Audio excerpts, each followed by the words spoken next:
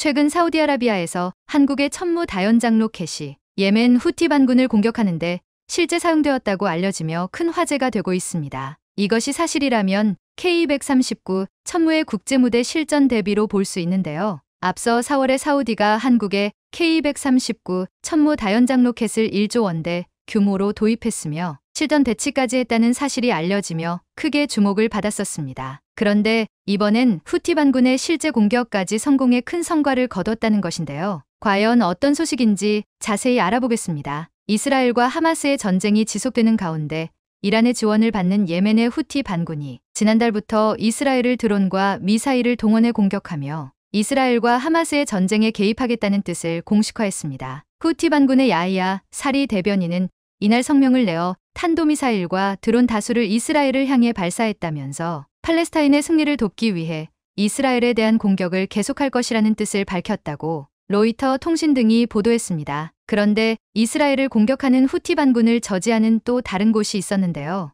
2014년 이후 계속된 예멘 내전은 순니파 정부와 시아파 후티 간 싸움인데 사실상 사우디와 이란의 대리전쟁이라는 평가가 많았습니다. 이란은 후티 반군에 군사고문단과 무기를 제공했고 사우디는 순니파 정부군을 도우면서 아예 다국적군을 만들어 참전했습니다. 작년 말까지만 해도 사우디와 후티 반군은 서로 경계태세를 늦추지 않으면서 평행선을 달리고 있었습니다. 그런데 올해 4월부터 갑자기 사우디가 중동의 평화를 외치며 후티 수뇌부와 내전 종식을 위한 평화협상을 하기도 했습니다. 실제로 이들이 사우디 대표단과 후티의 수뇌부들이 만나며 몇 차례 회담을 진행해 예멘 내전에 휴전 훈풍이 시작했다는 평가가 나오기도 했습니다. 그러나 얼마 지나지 않아 이스라엘과 하마스의 전쟁으로 이들은 다시 적대 세력이 되었는데요. 실제로 지난 11월 12일 사우디가 갑자기 포병을 동원해 예멘 북부의 사다 지역을 집중 포격했습니다. 현지 매체에 따르면 사우디군은 이날 아침 대구경 포탄 수십여 발을 발사해 사다 일대를 집중 포격했다고 밝혔습니다. 그 결과 5명이 부상당하고 가옥 여러 채가 파괴됐다고 하는데요. 후티 반군 측은 사우디의 포격에 별다른 입장을 내지 않았지만 현지 매체들은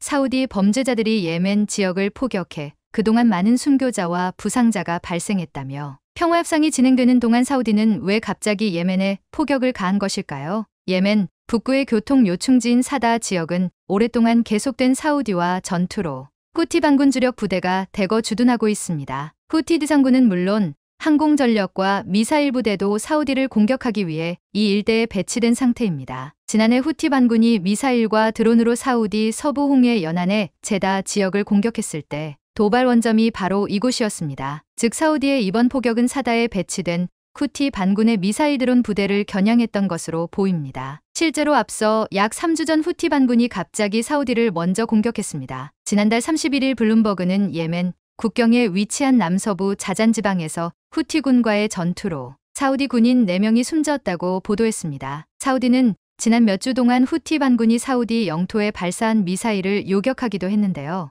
예멘에서 이스라엘 쪽으로 미사일을 발사하면 사우디 영공을 지나게 되는데 이 미사일이 요격되자 후티 반군이 반발하며 사우디군을 공격한 것으로 보고 있습니다. 그래서 사우디는 후티 반군의 주력 부대가 있는 사다 지역을 집중 포격한 것인데요. 여기서 주목할 것은 사우디가 이곳을 무엇으로 타격했는지 여부입니다. 사우디는 그동안 후티 반군을 공격할 때 전투기 공습을 선호했습니다. 그런데 이번 공격은 공군이 아니라 포병이 수행했고 국경에서 40km 이상 떨어진 지역을 타격했습니다. 사우디 포병이 보유한 무기 가운데 40km 이상 거리를 공격할 수 있는 무기는 두 종류입니다. 미국 M270 MLRS와 강철비로 불리는 한국산 다연장 로켓 K139 천무입니다. 공교롭게도 이번에 포격한 사다를 사정권에 둔 사우디군 포병부대는 남부 국경 인근 나지란 지역에 있는 K139 포대입니다. 이 부대는 사다와 직선거리로 약 70km 떨어져 있어 사격 진지 이동 없이도 포격이 가능합니다. 앞서 비밀리에 1조 원 규모의 천무를 수입해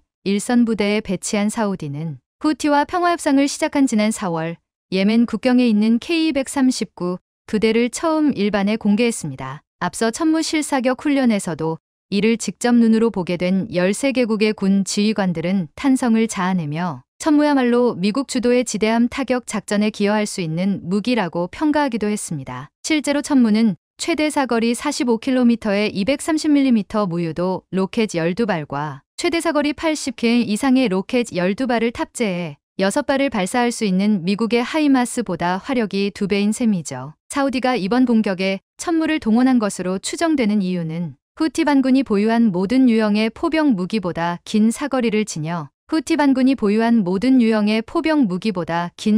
지녀 포격 후 반격을 피할 수 있기 때문입니다. 실제로 후티 반군은 이번에 포탄 수십 발을 얻어맞고도 사우디의 별다른 반응을 보이지 않았고 실제로 대응 사격도 하지 못했습니다. 이미 사우디군이 천무로 포격을 실시한 후 자리를 이탈했다고 본 것입니다. 이번 포격이 더욱 화제가 되며 주목받는 이유는 사우디가 동원한 포병 자산이 정말 천무라면 이번이 천무의 첫 실전 대비가 되기 때문입니다. 사우디 측 의도는 후티 반군의 보복 공격 가능성을 차단하고 일방적으로 포격을 퍼붓는 것으로 보입니다. 그렇다면 천무는 사우디의 작전 의도를 완벽하게 달성한 성공적인 데뷔전을 치른 셈이 됩니다. 크게 선전할 만한 일이지만 비밀리에 구입해간 외국제 무기의 전과를 철저히 비밀에 붙여온 사우디 측 관행상 이번 포격의 구체적 진상도 당분간 공개되지 않을 공산이 큽니다. 사실 사우디가 후티 반군을 향해 천무를 발사하기 하루 전까지만 해도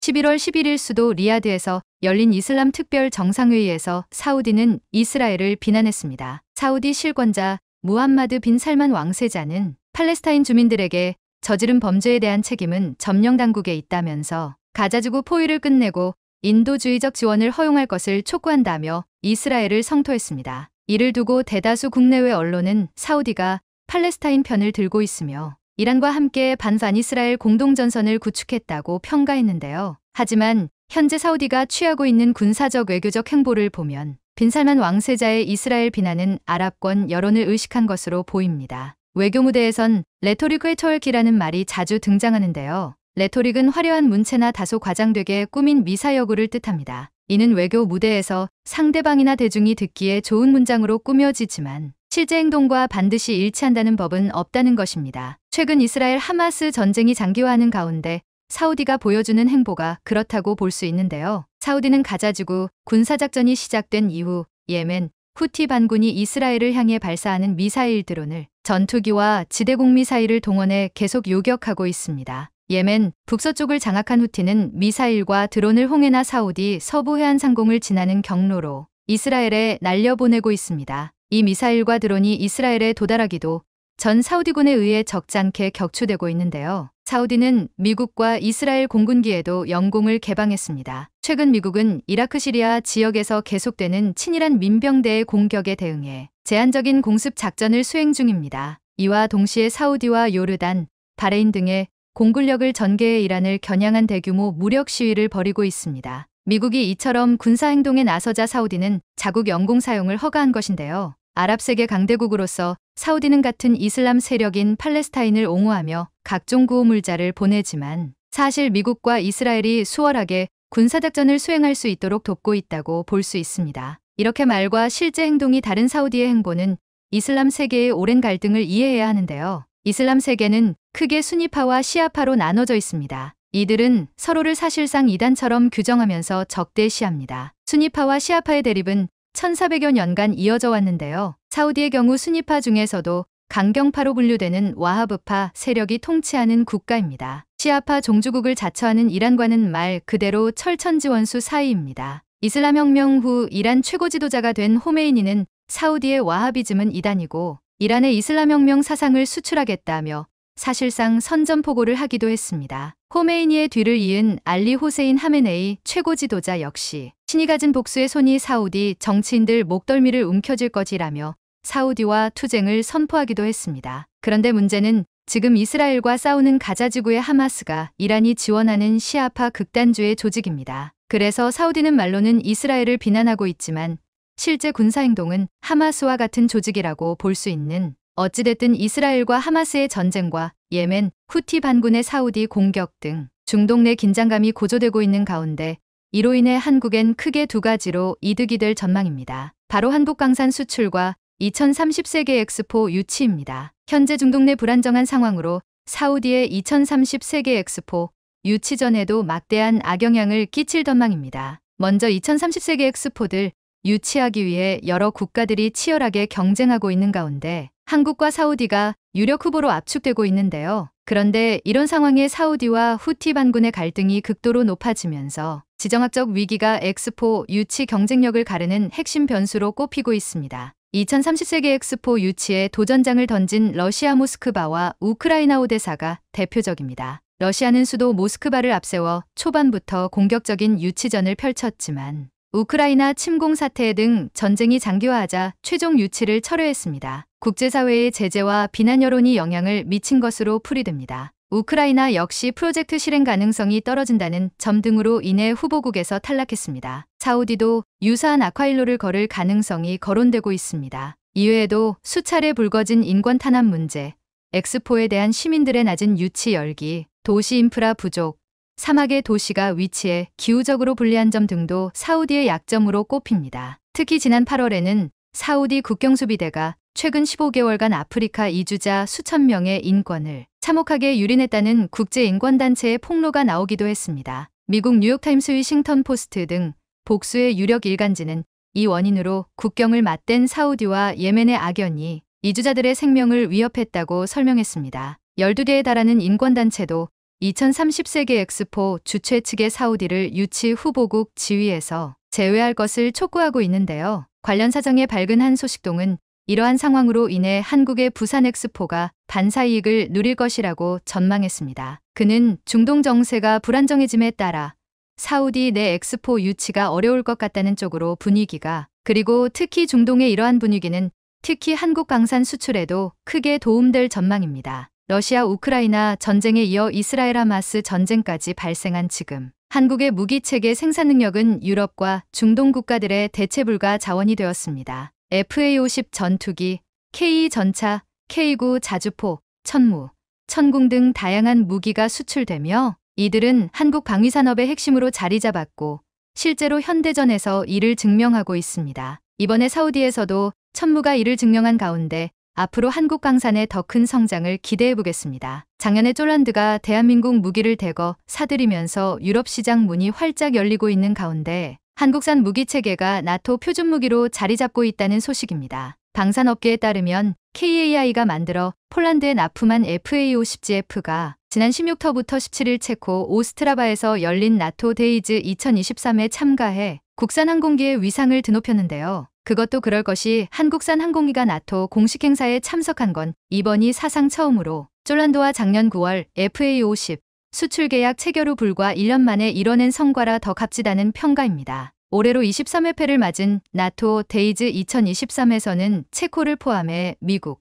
영국 등 나토 회원국 16개국과 브라질, 오스트리아, 스위스가 운용 중인 각종 군용기의 전시 비행, 군사훈련이 펼쳐졌습니다. 올해는 쫄란드가 나토 데이즈 2023 특별 파트너 국가로 참가했고 쫄란드 공군에 납품 중인 FA-50GF가 전시돼 나토 회원 국가들로부터 엄청난 관심이 집중됐습니다. 특히 다른 나토 회원 국가들이 운용 중인 F-16, F-35 전투기와 높은 호환성을 자랑하는 데다 가성비 높은 운용 유지 비용으로 최근 유럽 시장에서 엄청난 주목을 받고 있는 상황입니다. 이렇게 유럽 시장에서도 큰 화제를 몰고 있는 FA-50이 최근 필리핀에서 F-21을 격추시키면서 또 한 번 세계를 놀라게 했습니다. K방산의 한 축을 담당하고 있는 국산 경전투기 FA-50 파이팅 이글이 현존 최강 스텔스기로서 이견이 없는 미국 F-22 랩터를 잡아내는 성과를 냈습니다. 필리핀 공군의 FA-50PH가 훈련에서 미국 5세대 스텔스기를 잡았다는 사실이 뒤늦게 알려진 것인데요. 세계 최고 수준의 스텔스 전투기를 뛰어넘는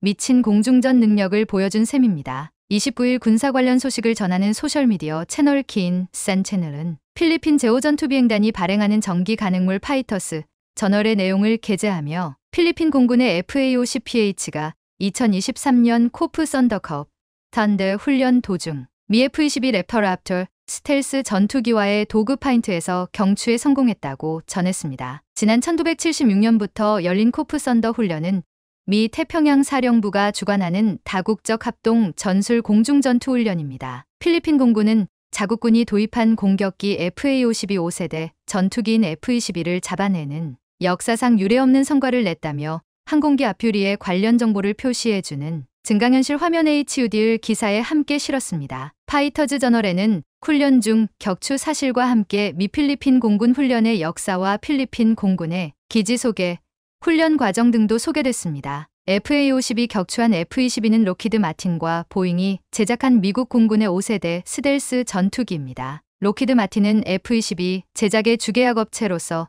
대부분의 기체, 무기 시스템, 최종 조립을 맡았습니다. 프로그램 파트너인 보잉은 날개, 기체, 항공전자 장치의 통합, 훈련 시스템을 담당했습니다. 1997년 첫 비행 후 20여 년이 지난 지금도 세계 최고 수준을 자랑하는 스텔스 전투기인데요. 스텔스 성능 외 민첩한 기동성과 데이터 링크 IFDL 등 막강한 공중전 능력을 확보하고 있습니다. 류성엽 21세기 군사연구소 전문연구위원은 F-22가 가장 강점을 가질 수 있는 영역은 중거리 교전에 해당하는 부분이라며 FA-50과 F-22가 도그 파이팅이라고 부르는 가시권 WVR 환경으로 들어와서 훈련하는 상황이 벌어지면 능력의 격차가 줄어드는 영역이 생길 수 있다고 분석했습니다. 이어 항공기가 전체적으로 성능이 좋아진 상황에서는 가시권 환경에서 교전 시 누군가 실수하면 바로 끝난다라며 F-22는 가장 큰 강점을 가지고 있는 BVR 가시거리 밖 영역에서만 전투를 하고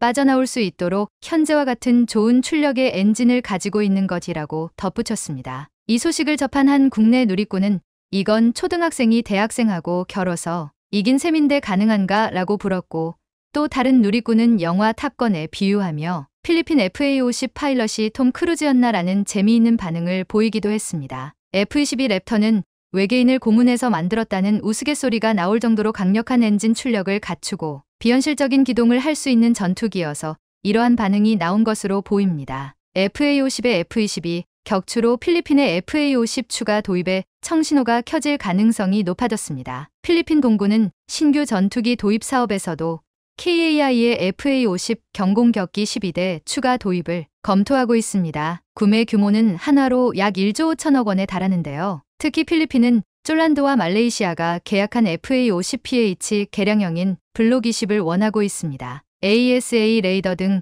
최신 항공전자 장비를 갖춘 FA-50 블록 20은 암람 AMRAAM과 IRIS-T 등 각종 공대공 미사일 탑재가 가능하며 한국형 타우러스 KPD-3500의 개발이 완료되면 이 역시 무장할 수 있는 것으로 알려졌습니다. 필리핀 공군이 개량형 전투기를 원하는 건 중국과의 영토 분쟁 때문입니다. 보호 수역과 영공에서 순찰할 수 있을 만큼 다방면에 걸친 역할을 기대할 것으로 보고 있습니다. 앞서 필리핀은 지난 2014년 정부 간 계약 방식으로 대당 340억 원의 FA-50PH 12대를 구매했습니다. 2017년 인도 후 IS와 연계된 테러 조직을 토벌하는 작전인 마라위 전투에 FA-50이 투입돼 큰 활약을 펼쳐 필리핀군으로부터 게임 체인저 GAM이 CHANGR라는 찬사도 받았는데요. 특히 말레이시아는 필리핀이 FA-50을 잘 활용한 사례를 유심히 지켜보다가 올해 초 마음을 먹은 것입니다. 사실 말레이시아도 중국 때문에 FA-50을 구매했다고 봐도 무방합니다. 중국이 남중국해 영유권을 둘러싸고 계속해서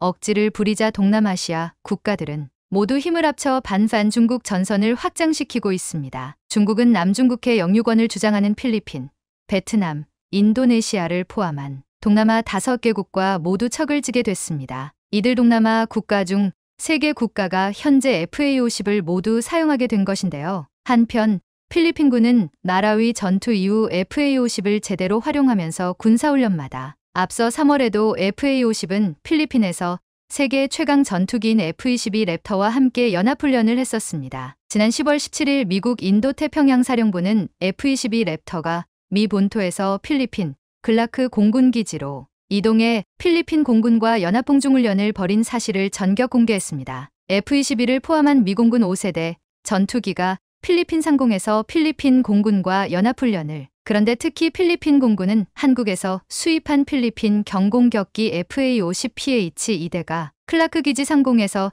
랩터와 호흡을 맞추는 연합작전 훈련을 펼쳤다고 밝혔습니다. F-22 조종사 칼 슈레더 대위는 F-22를 비롯한 5세대 스텔스 전투기가 필리핀 기지에 착륙해 연합작전을 수행한 것은 이번이 처음이라고 밝혔습니다. 첫날 F-22, KC-135 FA-50PH 다목적 전투기 및 조종사 교류 및 성능 파악에 이어 다음 날에는 F-22와 FA-50PH 2대의 공중비행 훈련이 실시됐습니다. 세계 최강 전투기 F-22와 경공격기 FA-50 연합 공중작전 훈련이 필리핀에서 처음 실시된 것입니다. F-22 조종사 조 바우만 대위는 어떤 작전이든 임무 수행을 위한 다양한 역할과 책임이 주어진다고 말했습니다. 이날 훈련에는 FA-50의 정밀 타격 능력과 랩터의 공중전을 통한 공중 장악 능력 등 다양한 작전 임무를 수행한 것으로 알려졌습니다. 연합공중비행 첫 단계는 저공비행을 통해 랩터 조종사들이 필리핀 공군기지 상공 등 지형, 적용 훈련 등이 실시됐습니다. 이번 훈련에서는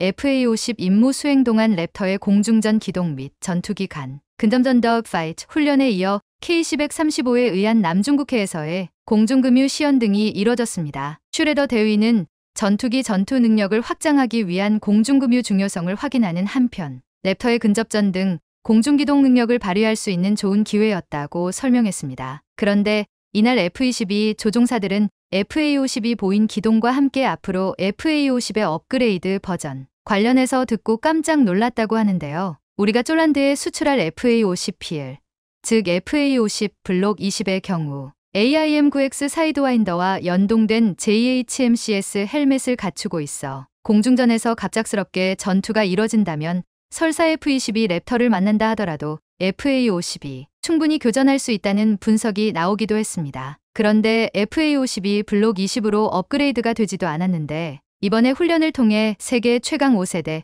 전투기인 F-22 랩터를 격추시키는 깜짝 놀랄 만한 성과를 보여주면서 FA-50의 능력이 얼마나 대단한지 재평가를 받게 되며 그 능력을 전 세계에 입증시켰습니다. 그동안 FA-50을 무시하던 이들을 경악시킬 만한 성과를 낸 것입니다. 이와 같이 FA-50의 세계적 인지도가 급상승하고 있습니다. KAI는 향후 2년 내 FA-50 최대 100여 대 추가 수출, 500여 대 이상의 훈련기를 도입하는 미국 시장 진출을 이뤄내 국산 항공기의 르네상스 시대를 열겠다는 비전을 보이고 있습니다. T-50 기반으로 개량된 FA-50은 우리 공군을 비롯해 폴란드, 인도네시아, 말레이시아 등에서 130여 대가 운용 중입니다. 지난 8월 쫄란드양 FA-50GF-12호기를 인도한 데 이어 연말까지 12대를 납품을 완료할 예정입니다. 그리고 앞으로 말레이시아와 FA-50 18대 규모의 추가 수주 협상이 진행되고 있으며 이집트의 경우 최대 100대 규모의 FA-50 신규 수출 협상도 진행 중입니다. 이처럼 FA-50이 주목받는 이유는 한국 공군의 안정적 운용성과 및 높은 가성비, 무장 확장 가능성에 있습니다. KAI는 아시아, 유럽을 넘어 자유주의 진영의 핵심인 미국 시장 진출까지 바라보고 있습니다. 이 기세를 몰아 FA-50이 글로벌 표준으로 자리 잡기를 바랍니다. 앞으로 FA-50의 무한한 발전을 계속해서 응원하겠습니다. 작년에 쫄란드와 FA-50 계약을 체결한 지과 10개월 만에 초스피드로 배송을 완료해 폴란드를 깜짝 놀라게 했던 FA-50GF의 인도가 기존 계획대로 순항 중인 것으로 알려졌습니다. KAI에 따르면 지난달 쫄란드 공군의 수출형 경공격기 FA-50GF 78호기를 인도하면서 올해 연말까지 수출형 FA-50GF 12기를 폴란드에 납품한다는 계획이 착착 진행되고 있는 건데요. 그리고 이렇게 FA-50을 인도받고 있는 폴란드는 통합 과정 뒤 그 즉시 폴란드 공군에 전력을 배치하는 등 엄청난 만족감을 드러내며 구매를 뿌듯해하고 있는 중입니다. 실제로 우리 공군이 운용 중인 국산 전투기 FA-50 경전투기는 지난달 5일 10만 시간 무사고 비행 기록을 달성하는 등 우수성과 안정성을 입증하며 세계 최강의 경전투기로 거듭났는데요. 이번 10만 시간 무사고 비행 기록은 FA-50을 최초로 도입한 103대대가 2013년 9월 16일 최초 비행을 나선 후 10년에 걸쳐 세 대대가 함께 달성한 엄청난 성과입니다. 실제로 해당 기록을 거리로 환산하면 약 5,500만 km에 달하는데 이는 지구와 달까지 거리의 약 140배로 지구 둘레를 따라 무려 1,370번 비행할 수 있는 거리입니다. 이런 FA-50 전투기는 폴란드 수출을 계기로 글로벌 전투기 시장에서 최고의 경쟁력을 갖추게 되면서 이제는 명실상부 세계 최강 경전투기로 평가받고 있습니다. 그런데 최근 FA-50이 중국을 제치고 무려 100대를 한꺼번에 수출하게 되면서 중국에서 엄청나게 난리가 났다고 하는데요. 중국이 또 무엇 때문에 발작 버튼을 누르게 됐는지 자세히 알아보겠습니다. 지난달 성황리에 막을 내린 서울 아덱스 2023에서는 아주 유의미한 성과가 있었습니다. 바로 서울공항에서 열린 아덱스 2023에서 KAI와 모하메드 살라엘딘 이집트 방산물자부 장관과의 회동이 이뤄졌기 때문인데요. KAI에 따르면 이날 모하메드 이집트 장관은 KAI 부스에서 경공격기 FA-50을 심상치 않은 눈빛으로 꼼꼼히 살피는 등 차세대 공중전투체계 속에서 활약할 한국의 미래 신기술 제품군을 살펴봤습니다. 평소와 다를 것 없는 방문이라고 볼 수도 있지만 사실 이는 바로 FA-50의 이집트 수출길에 청신호가 켜진 순간이었습니다. 실제로 이집트 국방부 대변인은 모하메드 살라일딘 장관이 KAI 전시관을 방문해 한국과 이집트 간 협력 방안을 논의하고 군수 생산 기업의 제조 역량을 점검했다고 강조하며 분위기를 띄웠습니다. 특히나 앞서 작년에 우리 공군 블랙 이글스가 피라미드 에어쇼 2022에서 첫 국외 비행을 하면서 무기 도입을 앞두고 있는 이집트에서 마케팅 활동을 펼치기도 했었습니다. 실제로 현재 KAI는 이집트와 FA-50 수출 협상을 진행 중으로 방산업계에 따르면 이집트 수출 물량은 36대에서 최대 100대까지 늘어날 수 있을 것으로 보입니다. 현지 언론에 따르면 이집트군은 올해 새로운 제트 훈련기를 도입해 구형 알파 제트기를 대체할 계획으로 KAI는 이집트의 첨단 훈련용 제트기 FA-50 T-50 골든이글의 수출과 공동 생산을 제한한 상태입니다. 이집트는 군 현대화를 위해 프랑스의 라팔 전투기를 도입하고 있으며 F-16도 대거 운용 중이라 훈련기에 대한 수요가 아주 많은 상황입니다. 이런 반면에 이집트가 운용 중인 알파 제트기는 수십 년 동안 운용해온 구형 버전으로 심지어 훈련기가 단종되면서 고장이 나도 부품을 수급할 수 없는 지경에 이르기까지 했습니다. 이렇듯 알파 제트기를 대체할 새로운 훈련기에 더해 최근 도입 중인 라팔 전투기를 보조할 경전투기 또한 도입이 시급한 상황이라 우리와 수출 계약이 진행되면 당초 예상했던 것보다 도입 물량이 훨씬 더 많아질 거라는 분석입니다. 여기에 더해 현재 이집트는 미라지 5위 및 미라지 2000과 같은 오래된 전투기 또한 교체해야 합니다. 사실 한국은 이미 이집트 국영방산업체와 동맹전선도 구축한 상태로 앞으로 결실을 거둘 시간만 남은 상황입니다. 실제로 KAI는 작년 12월 이집트 국영 아람산업화기구 AOI와 이집트에서 FA-50 제작을 위한 협약을 체결했습니다. 이 협약에는 최신 기술 이전과 훈련 지원 등이 포함됐으며 양국 간 조정위원회를 통해 공동사업 이행을 추적한다는 내용도 담긴 것으로 전해집니다. 최근 들어 이집트 정부가 방위산업을 활성화하기 위한 방안에 큰 관심을 기울이고 있는 만큼 FA-50을 직접 확인하기 위해 이번에 열린 아덱스 2023에 직접 참가해 KAI와 긴밀한 협의를 한 것으로 보입니다. 그것도 그럴 것이 가자지구를 둘러싼 이스라엘 팔레스타인 무장정파 하마스의 전쟁으로 이집트 정세가 대혼란을 겪고 있기에 이집트도 무기 구입을 예정보다 서두르는 분위기인데요. 실제로 이런 이유로 방산업계에서는 작년에 도입을 검토했었던 FA-50 협상이 최근 급물살을 타고 있다며 귀띔하기도 했습니다. 실제로 이집트는 지상군 투입이 없더라도 당장의 공군 전력 강화가 시급한데 최근에 거세지고 있는 중동 정세 불안으로 인해 군사력을 확실히 지켜야 하는 상황입니다. 이런 가운데 FA-50은 고급 훈련, LIFT 임무와 전투 임무를 모두 수행할 수 있는 데다 선택한 구성에 따라 공중 표적을 공격하거나 안전거리에서 최신 무기로 지상과 해군 표적을 공격할 수 있어 4.5세대 전투기와도 잘 보완됩니다. 무엇보다 이집트에서 FA-50을 두 팔 벌려 환영하는 건 한국 공군의 안정적 운용 성과와 더불어 높은 가성비, 무장 확장 가능성에 있는데 실제로 이런 점에서 전 세계 어떤 기종도 한국을 따라올 수 없는 상황입니다. 그리고 심지어 이제는 이집트에서 FA-50 도입을 언제 하느냐며 재촉하고 있다고 하는데요. 그런데 최근 한국의 FA-50의 이집트 소식에 중국에서 엄청난 난리가 났다고 합니다. FA-50의 연이은 수출 소식에 언짢은 내색을 하면서 예상하지 못한 충격적이라는 반응을 쏟아낸 건데요. 최근 중국 매체 MIN 뉴스는 이집트가 FA-50을 자국 내에서 생산하는 목적으로 KAI와 계약을 체결했다며 이런 갑작스러운 소식은 엄청나게 충격적으로 한국의 방위 산업이 높은 수준에 이르렀다는 사실을 알려준다고 밝혔습니다. 매체는 이집트의 이런 결정은 중국에게 FA-50이 새로운 스타로 자리 잡는 미래를 엿볼 수 있게 해줬다며 다만 한국과 이집트의 계약과 관련된 세부 내용은 아직 공개되지 않은 상태라고 전했습니다. 매체는 작년에 한국의 블랙 이글스가 이집트 피라미드 에어쇼에 참가해 고개 비행을 선보였다며 당시 블랙 이글스의 에어쇼는 이집트의 선택을 받기 위한 큰 그림이었다고 평가했습니다. 그러면서 멀지 않은 미래의 중국은 중동, 아프리카 지역에서 활발하게 활동할 것이라며 FA50 또한 만날 수 있게 될 것이라고 강조했는데요. 이렇듯 중국은 한국 방산의 높아진 위상을 소개하면서도 여기서도 은근슬쩍 중국을 띄우며 쓰린 속내를 감추지 못하면서 역시나 발작 반응을 보였습니다. 사실 그동안 이집트는 방산 분야에서 중국과 유독 긴밀한 관계를 맺는 등 중국과 협력해 훈련기를 도입하기까지 했습니다. 이런 가운데 최근 이집트가 중국을 버리고 결국 한국을 택하며 한국산 전투기를 선택하는 모습을 보이자 중국 입장에서는 이를 마냥 받아들이기 어려웠을 겁니다. 이런 이유로 FA50의 이집트 수출 소식에 대해 짜증을 내며 돌려 깎는 듯한 반응을 보인 것으로 보입니다. 그것도 그럴 것이 앞서 지난 5월 디펜스 아랍은 작년 12월 KAI와 이집트 아랍산업화기구가 FA50 기술 이전 및 공동 생산을 위한 예비 계약을 체결했다고 보도하면서 수출이 기정사실화됐기 때문입니다. 이에 따르면 FA50 수출 규모는 100대에 달할 것으로 보이며 올해 1월 아랍산업화기구 수장이 한국 대표단을 만나 초기 협약을 위한 실행 단계를 논의했는데요. 뿐만 아니라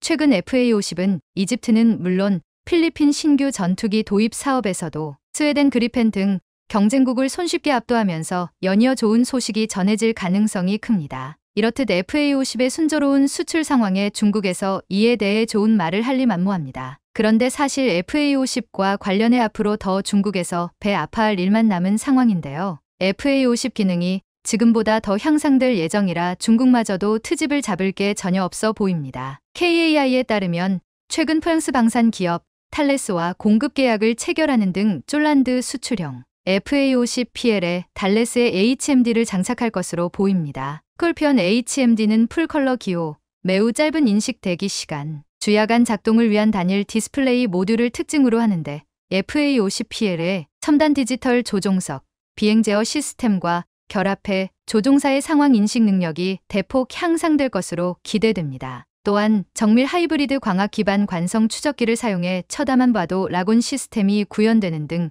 편의성이 타의 추종을 불허할 거라는 게 KAI의 설명입니다. 여기에 더해 LIGNX1과 한화 시스템이 차기 FA50 AESA 레이더 사업을 차지하기 위해 치열한 신경전을 펼치면서 기술력이 한층 더 업그레이드된 것으로 보이는데요. 실제로 LIGNX1이 공개한 ESR500A는 경공격형 항공기를 대상으로 공기만으로 냉각하도록 설계됐는데 수랭식과 달리 냉각 장비가 필요 없어 부피와 무게를 줄일 수 있다는 장점이 있습니다. 여기에 더해 공중, 지상, 해상 목표에 대응하는 다수의 운영 모드를 보유하고 있는데 GAN 소자를 활용한 송수신 모듈을 적용함으로써 소형화와 경량화를 달성했습니다. 반면에 한화 시스템은 FA50 등 경항공기에 적용하는 LCA, AESA 레이더를 아덱스 2023에서 최초 공개했었는데요. 한화 시스템 역시 공냉식 방식을 채택했으며 KF-21에 장착한 AESA 레이더 기술력을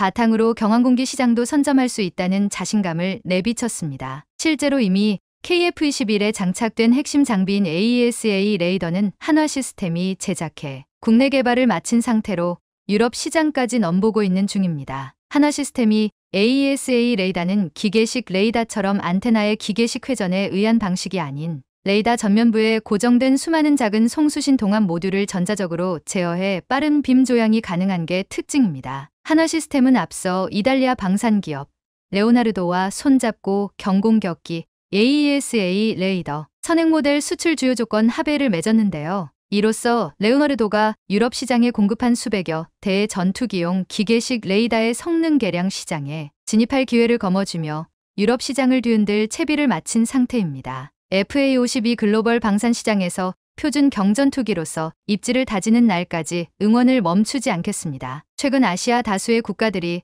중국을 손절을 하고 있다는 소식이 들려옵니다. 또한 거기서 끝나지 않고 중국의 손절과 동시에 한국의 대규모 투자를 진행한다고 하는데요. 물론 한국도 쉽지 않은 국면입니다만 일부 국가는 중국에 대거 자금을 지원받아 놓은 다음 오히려 뒤통수를 치고 한국에 투자를 진행해 중국을 발칵 뒤집어 놓는 상황이 나오고 있습니다. 왜 그러한 상황이 나오는지 궁금한데요. 우선 실제 최근 많은 아시아의 나라들은 신뢰하기 어려운 중국에 대한 의존도를 줄이고자 대안을 찾아 나서고 있으며 예를 들어 비중이 큰 비료 분야 같은 경우에도 중국의 거래처를 줄이고 다른 나라와의 거래를 확충하고 있다는 소식이 들려오고 있습니다. 로이터에 따르면 중국은 인삼비료의 세계 최대 수출국이자 비료와 디젤 연료 첨가제로 사용되는 요소의 주요 공급국이고 대한민국 역시 중국에서 요소를 수입해 요소수를 만들어 왔습니다. 하지만 중국은 치솟는 자국 내 가격을 잡는다는 이유로 2021년 이후 비료 성분에 대한 수출 쿼터와 검사 요건 강화 등의 조처를 부과했으며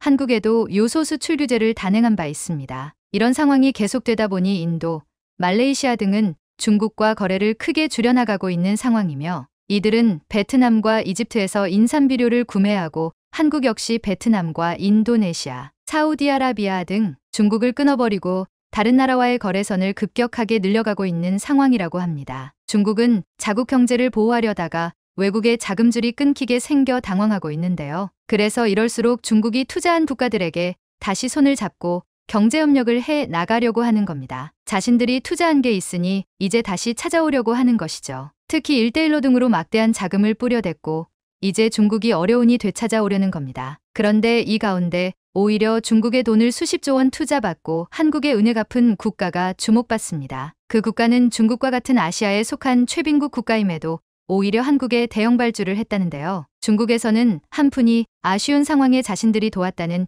이런 국가들의 반란에 크게 놀라고 있는 상황이라고 하네요. 현재 왜 중국에는 천문학적인 돈을 떼어먹고 한국엔 오히려 그 반대의 모습을 보이는지 살펴보겠습니다. 우선 이를 파악하기 위해서는 최근 중국의 경제 상황과 종합적인 것부터 검토해 봐야 한다고 하는데요. 블룸버그 통신에 따르면 중국은 현재 역사상 가장 힘든 경제적 국면에 직면해 있다고 전합니다. 중국의 경제는 사실상 80% 이상 부동산으로 떠받쳐 왔는데 이것을 국가에서 수월하게 통제해 왔습니다. 부동산이 불경기가 오더라도 국가에서 장려하면 다시 부동산 경기가 불붙는 모습으로 전환됐습니다. 그러나 헝다 사태 이후 중국 부동산은 완전히 침체기로 들어섰고 국민들은 정부를 믿지 않았습니다. 코로나 사태 이후 봉쇄로 인해 생업을 잃은 이가 많아지고 중국 정부에 대한 불신이 더욱 깊어진 것도 이유입니다. 그러다 보니 현재 중국 경제는 부동산 불황이 매우 극심하게 다가와 경제 파탄이 난 상황입니다. 게다가 지금까지 세계의 공장으로 늘 해외 자금이 유입되면서 경제 활성화를 띠던 중국입니다만 이 역시 코로나로 인해서 대부분의 해외 기업들이 크게 중국을 불신하게 되며 탈중국 행렬이 이어졌습니다. 무조건 봉쇄, 폐쇄 명령을 하니 기업들이 중국에 살아남기가 불가능했던 것입니다. 그러다 보니 중국은 외자 유치는커녕 자본 탈출이 일어났고 부동산까지 돈맥 경화가 크게 온 상황입니다. 이럴 때 유일한 방법은 중국 정부에서 돈을 찍어 미국과 같이 유동성을 공급해야 하는 상황이지만 이렇게 되면 결국 미국과 같은 인플레이션이 오고 빈곤층이 많은 중국에는 치명타이기 때문에 중국 정부는 돈을 찍는 것은 그야말로 최후의 마지막 카드라고 보고 있는 실정입니다. 이러다 보니 중국 내부에서는 이제 전 세계에 뀌준 돈이라도 빨리 회수해야 하는 실정인데요. 바로 1대1로 사업으로 인해서 전 세계에 뿌린 막대한 자금이라도 빠르게 회수해보자는 것입니다. 시진핑은 중국의 힘을 과시하기 위해 대외 정책으로 1대1로를 시행했고 여전히 진행 중입니다. 그러나 시진핑에 충성하기 위한 관리들이 사업성이나 상대방 국가의 상태도 안 하고 마구잡이로 진행했습니다. 오늘 다루는 한국의 대형 발주한 국가는 아시아입니다만 중국이 가장 많이 투자한 것은 아프리카인데요. 우선 아프리카 케이스를 보면 얼마나 중국이 황당하게 대출을 실행했는지 보입니다. 결국 미 매체 블룸버그에 따르면 중국이 스스로 아프리카에 과도한 대출을 하고 이를 회수하지 못해 안절부절 못하고 있다며 영국 싱크탱크 채텀하우스의 분석 보고서를 인용해 금주 보도한 것입니다. 채텀하우스 보고서를 보면 아프리카의 부채는 2000년에서 2020년까지 5배 가까이 늘어나 6,960억 달러 수준인 것으로 확인됐으며 이 가운데 12%인 835억 달러 약 108조 원가 중국이 대출한 돈입니다. 중국은 아프리카의 최대 채권국으로 앙골라에 426억 달러, 에티오피아에 137억 달러, 잠비아에 98억 달러, 케냐에 92억 달러를 대출해준 상태로 전해졌습니다. 그러나 문제는 이들 아프리카 국가는 전혀 부채를 상환할 의지도 없고 실제 돈도 없다는 것입니다. 게다가 채텀하우스 보고서에 따르면 이들은 애초에 부채도 많은데 여기에 또 중국에서 돈을 빌린 겁니다. 경제적인 상황이 악화하는 가운데 중국의 아프리카 대출금 회수가 더욱 어려워지고 있다고 진단했습니다. 심지어 IMF에 따르면 아프리카 대륙의 54개국 중 거의 절반인 22개국이 부채 상환 위기에 처했습니다. 그런데 여기서 한 가지 의문이 드는데 중국은 이들의 인프라를 건설해줬는데 왜 망하냐는 겁니다. 시진핑과도 충성 경쟁으로 막무가내로 사업을 진행했지만 대부분 할 만한 사업을 했다는 겁니다. 예를 들어 다양한 인프라 사업을 했는데 그 중에 대부분은 항구와 공항, 도로 등은 국가기관 시설에 해당합니다. 이런 것은 국가적 차원에서 계획하고 이용객이 늘어나면 돈을 회수하기 매우 수월합니다. 게다가 아프리카는 인프라가 낙후되어 이러한 기간 사업은 반드시 필요한 상황이었습니다. 그런데 블룸버그에 따르면 중국은 놀랍게도 이러한 사업을 진행하며 상대방을 배려하지 않았습니다. 예를 들어 대부분의 국가는 철저한 계산 가운데 상대방에게 도움이 되는 사업인지 타당성을 검토합니다. 한국의 경우 페루의 신공항을 건설할 때 이것이 해당 국가에서 돈을 벌어들일지 검토하는 겁니다. 이는 상대방도 잘 되고 한국도 잘 되는 일로 기본 상생정신에 입각한 일로 일을 진행하는 것입니다. 하지만 중국은 해당 국가의 정치인들을 구워 삶았고 쓸데없는 대형 시설만 들여놓기 일쑤였습니다. 예를 들어 중국 자본으로 건설한 몬바사의 유조선 터미널은 수십억 달러가 투입되었지만 이득을 못 내고 있습니다. 한편 한국도 역시 중국처럼 수출입은행과 같은 국가 기관에서 보증을 서 대출을 해주기도 합니다. 다만 해당 나라가 돈이 없다면 대출을 해주되 그 나라 상환 능력도 꼼꼼히 살펴야 하는 겁니다. 하지만 중국은 이러한 타당성 결과를 매우 부실하게 진행했는데 이유는 두 가지였습니다. 첫 번째는 중국은 애초에 사업 타당성이 낮은 걸 알았으며 매우 비싼 이자를 매겨놨습니다. 중국 정부는 이들이 사업을 진행하면 안 된다는 걸 알면서도 진행한 측면이 있다는 것입니다. 스리랑카의 경우 한반토타 항구가 있습니다만 중국은 애초에 이들이 돈 못 갚을 걸 알았습니다. 결국 스리랑카는 항구의 99년 운영권을 중국에 넘겨주는 굴욕을 당하고야 말았습니다. 중국이 이렇게까지 한 것은 항구에 중국 군대를 주둔시키는 등 영향력을 확대하기 위함이었습니다. 중국 1대1로 주요 포인트에 중국 군대를 비롯해 다양한 거점을 확보한다는 것이었습니다. 실제 중국은 14억 달러를 대출해주고 지부티에 중국 해군 기지를 확보해 미군의 심기를 거스릅니다. 전 세계 30%의 물동량이 있는 수에즈 근처에 중국이 기지를 가졌으니 미국도 경계하는 것이죠. 그러나 지금과 같은 경제 혹한기에는 중국의 국력을 오히려 크게 약화시키는 독약이 된 셈입니다. 두 번째는 앞서 논의된 대로 공산당 관리들이 중앙정부에 잘 보여 출세하기 위함이었던 것이죠. 하지만 결국 중국의 경제위기가 오자 이렇게 해외에 대출해준 돈을 회수 못한 것도 뼈아프게 된 것입니다. 현재 1대1로 정책도 중국 코로나 봉쇄로 인해 제대로 노동자조차 파견 못하는 실정인 데다가 아프리카에서는 중국 때문에 국가가 IMF에 손을 벌리게 생겼다며 반중 정서가 가득했습니다. 일부 국가는 아예 대통령이 나서서 중국의 돈을 갚지 않겠다고 폭탄 선언을 해버렸습니다. 그런데 그 와중에 아시아의 최빈국 방글라데시에서는 한국의 인프라 사업 1조 3천억 원 규모 사업을 발주했습니다. 최빈국이라는 의미는 1조 원이 매우 큰 돈이라는 건데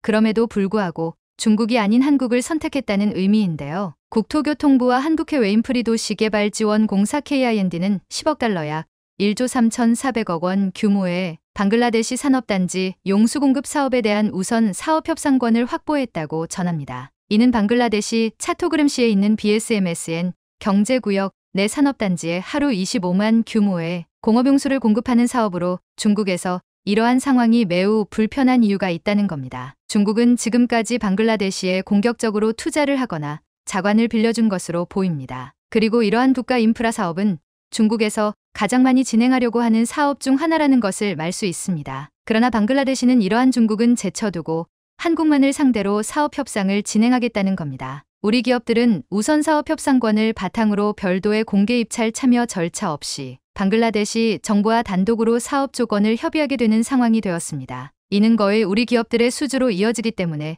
중국 입장에서는 더욱더 화가 날 수밖에 없다는 것이죠. 그러나 방글라데시가 왜 중국이 아닌 한국을 골랐는지 그 이유는 매우 명확한 곳에 있다고 전해집니다. 방글라데시는 우선 한국 기업으로 인해서 지금까지 많은 이득을 봐온 국가 중 하나이기도 합니다. 한국의 영원무역은 방글라데시의 노스페이스 생산 공장으로도 유명하고 엄청난 규모의 사업을 해왔습니다. 방글라데시의 삼성이라고 불리우는 영원무역은 많은 이들의 생계를 책임져 오기도 했으며 최근에는 수천억 원을 방글라데시에 재투자하며 현지 정부와 협력을 강화하고 있는 모습입니다. 오랜 기간 한국 기업에 대한 신뢰를 해왔고 이에 국가적인 신뢰도 급격하게 올라간 것으로 파악됩니다. 반면 방글라데시는 지금까지 중국에서 자금을 투자하거나 빌려준 것에 큰 경계를 하고 있습니다. 주변국인 스리랑카는 중국의 항구 경영권을 약 99년 동안 빼앗기며 논란이 되었습니다. 그래서 지난 2020년경 중국이 벵골만의 소나디아 항구에 눈독을 들이며 투자를 제한하자 방글라데시는 스리랑카 꼴이 나지 않기 위해서 중국의 제한을 물리친 것으로 보입니다. 당시 방글라데시 장관은 더 이상 중국 자금은 쓰지 않겠다며 공개적인 발언까지 했습니다. 만약 그때 중국 자금을 받고 항구를 지었다면 지금쯤 항구를 빼앗겼을 가능성이 매우 크며 인도 바로 옆에 방글라데시 소나디아 항구는 1대1로의 중요 포인트가 되었을 걸로 보입니다. 스리랑카의 한반토타 항구는 중국의 함정이 진입을 시도하는 등 사회 문제가 되고 있습니다. 그러다 보니 이제 방글라데시에서는 중국이 아무리 인프라 사업을 하자고 해도 철회하는 것입니다. 하지만 한국이라면 국가의 인프라 사업을 믿고 맡길 수 있다는 생각에 단독 협상권을 줬으며 앞으로도 다양한 협력을 한국과 진행하면서 국가 인프라를 개선해 나갈 것으로 판단되고 있습니다.